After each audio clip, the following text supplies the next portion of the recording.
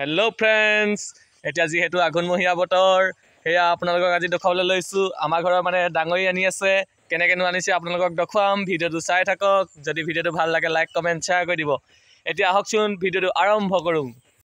এয়া প্ৰথমতে দেখুৱাইছোঁ, এয়া দেখিছেনে বাৰু দাদাজনে কেনেকৈ ডাঙৰি লোড কৰি আছে।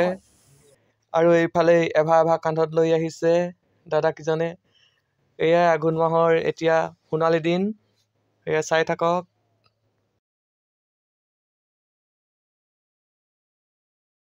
এয়া এতিয়া অলপ আঁতৰৰ পৰা দেখুৱাই দিছোঁ, আৰু আহকচোন শুনো সিহঁতৰ মুখৰ পৰা কিনো কয়।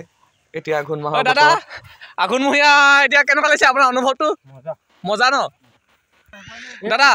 আপোনাৰ অনুভৱটো অকণ ক'ব নেকি?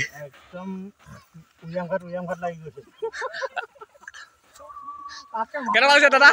মজা ন? আপোনাৰ কেনেকুৱা লাগিছে?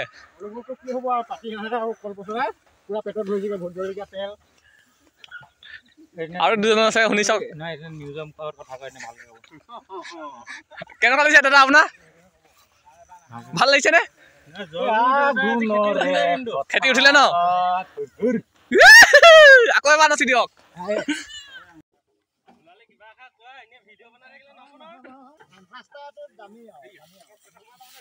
এয়া দেখিছেনে বাৰু কিদৰে চাপিছে?